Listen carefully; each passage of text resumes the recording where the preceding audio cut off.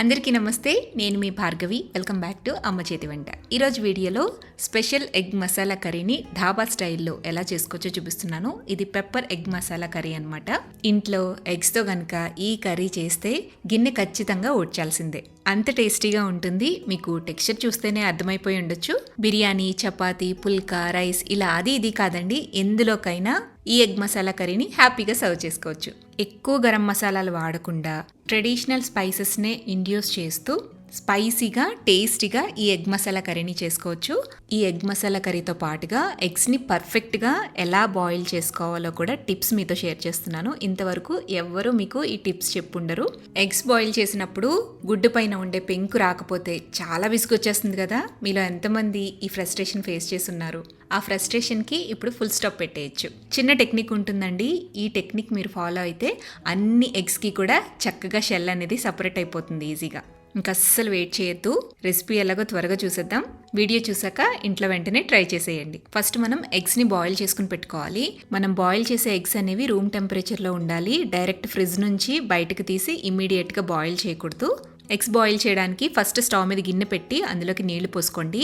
గుడ్లు మునిగేటట్టుగా water quantity తీసుకోవాలి. వాటర్ని ఫస్ట్ మనం బాయిల్ చేయాలి. మూత పెట్టి బాయిల్ చేయండి. నీళ్ళు ఇలా మరుగుతున్నప్పుడు ఇందులోకి మనం ఎగ్స్ డ్రాప్ చేయాలండి. నేను 6 గుడ్లు తీసుకుంటున్నాను. మీరు దాదాపు 8 గుడ్లు దాకా తీసుకోవచ్చు ఈ క్వాంటిటీకి. ఎగ్స్ వేసిన తర్వాత పైకి ఎగ్స్ కనుక తేలితే అవి చెడిపోయినట్టు అర్థం అనమాట. వాటిని ఇమీడియట్గా తీసేయాలి. ఫ్రెష్గా ఉంటే కనుక ఇలా ఎగ్స్ అనేవి అడుక్కి వెళ్ళిపోతాయి. వేడి నీళ్ళలోకి వేసిన తర్వాత ఇందులోకి 1 టీ స్పూన్ ఉప్పు, చిన్న నిమ్మ చెక్క రసాన్ని అలాగే చెక్కతో సహా పిండేసేసి అందులో వేసేసేయండి. ఇలా ఉప్పు నిమ్మరసం యాడ్ చేయటం వల్ల గుడ్డుకి పైన ఉండే పెంకు ఈజీగా సపరేట్ అయిపోతుంది అనమాట. పెంకుకి అలాగే గుడ్డు సొనకి మధ్యలో ఒక చిన్న థిన్ లేయర్ ఉంటుంది చూసారా, తెల్లటి పొర ఉంటుంది. ఆ పొర తెల్ల సొనకి అంటుకోకుండా ఉంటుందన్నమాట. దానివల్ల గుడ్డు ఒలిచేటప్పుడు ఈజీగా వచ్చేస్తుంది పెంకు. గుడ్లు వేసిన తర్వాత జస్ట్ 8 మినిట్స్ నుంచి 10 మినిట్స్ పాటు బాయిల్ చేయాలండి మీడియం ఫ్లేమ్లో, అంతే. అంతకన్నా ఎక్కువ బాయిల్ చేస్తే గుడ్డు ఓవర్గా బాయిల్ అయిపోతుంది. అంత ఓవర్గా బాయిల్ అయినా కూడా రబ్బరీ టెక్స్చర్ వచ్చేస్తుంది.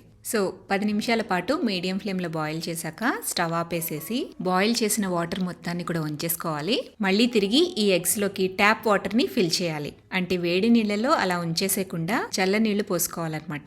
ఇప్పుడు ఈ ఎగ్స్ని ఒక్కొక్కటిగా తీసుకుని కొద్దిగా ట్యాప్ చేస్తూ పైన ఉండే పెంకుని తీసేసేయండి. చూడండి, తీస్తుంటే ఈజీగా పెంకు సపరేట్ అయిపోతుంది కదా. సో ఈ టెక్నిక్ ఫాలో అయితే ఈజీగా అన్ని ఎగ్స్ కూడా నీట్గా పెంకు అనేది సపరేట్ అయిపోతూ వచ్చేస్తాయి అనమాట. ఇలా ఎగ్స్ కుండే షెల్ మొత్తాన్ని కూడా తీసేసి ప్లేట్లోకి తీసుకుని ఒక్కొక్క ఎగ్ని హాఫ్ కింద కట్ చేసుకుని పక్కన పెట్టుకోండి. ఇప్పుడు ఈ ఎగ్ మసాలాలోకి కావాల్సిన స్పెషల్ మసాలా పౌడర్ని తయారు చేసుకుందాము. మిక్సీ జార్ తీసుకుని అందులోకి 1 టీ స్పూన్ దాకా మిరియాలు వేసుకోండి. 1/2 టీ స్పూన్ దాకా సోంపు కూడా వేసుకోవాలి. తర్వాత 1 టీ స్పూన్ దాకా ధనియాలు, 1/2 టీ స్పూన్ దాకా జీలకర్ర, ఇవి వేసి మెత్తగా పొడిలాగా గ్రైండ్ చేసుకోండి. ఇలా గ్రైండ్ చేసుకున్న పొడిని ఒక గిన్నెలోకి తీసుకుని పక్కన పెట్టేసేయండి.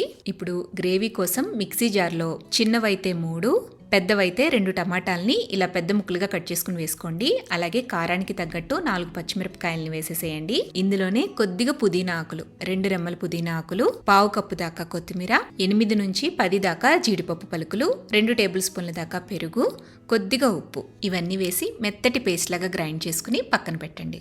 ఇప్పుడు ఎగ్స్ని కాస్త రోస్ట్ చేసుకోవాలండి. స్టవ్ మీద ప్యాన్ పెట్టుకుని ప్యాన్లోకి 1 లేదా 2 టేబుల్ స్పూన్ల దాకా బటర్ వేసుకోండి. బటర్ వేసి కొంచెం కరిగిన తర్వాత కట్ చేసుకున్న ఎగ్స్ని ఇలా పచ్చసొన ప్యాన్కి అంటే విధంగా బోర్లించి పెట్టండి. ఇలా అన్ని ఎగ్స్ని కూడా ఉల్టా పెట్టుకున్న తర్వాత ఇందులోకి కొద్దిగా పసుపు, కొద్దిగా కారం, కొంచెం ఉప్పు, అలాగే మనం బ్లెండ్ చేసుకున్న మసాలా పొడి ఉంది కదా, అది కూడా కొద్దిగా వేసుకోవాలి. అన్నీ కూడా ఒక 1/2 టీ స్పూన్ దాకా వేసుకోండి. ఇందులోనే చిన్న ముక్కలుగా కట్ చేసుకున్న ఉల్లి తరుగు ఒక 2 టేబుల్ స్పూన్ల దాకా వేసుకోండి. చిన్న ముక్కలుగా కట్ చేసుకున్న కరివేపాకు 1 టేబుల్ స్పూన్, అలాగే సన్నగా తరిగిన కొత్తిమీర కూడా 1 టేబుల్ స్పూన్ దాకా వేసి ఈ ఎగ్స్ని వీటిల్లో ఈ మసాలాలో కాస్త రోస్ట్ చేయాలన్నమాట. 2 సైడ్స్ కూడా తిప్పుకుంటూ రోస్ట్ చేసుకోండి. మీడియం ఫ్లేమ్లో ఒక 5-10 మినిట్స్ పాటు రోస్ట్ చేసుకుంటే సరిపోతుంది. ఆ తర్వాత ఈ ప్యాన్ని పక్కన పెట్టేసేయండి. ఇప్పుడు స్టవ్ మీద కడాయిని పెట్టుకోండి. కడాయిలోకి 3 నుంచి 4 టేబుల్ స్పూన్ల దాకా ఆయిల్ వేసుకోండి. నూనె హీట్ అయిన తర్వాత ఇందులోకి 1 కప్పు దాకా సన్నగా తరిగిన ఉల్లి తరుగు వేసుకోవాలి. చిన్న ముక్కలుగా కట్ చేసుకోండి. ఈ ఉల్లిపాయలు నూనెలో బాగా వేయించాలన్నమాట.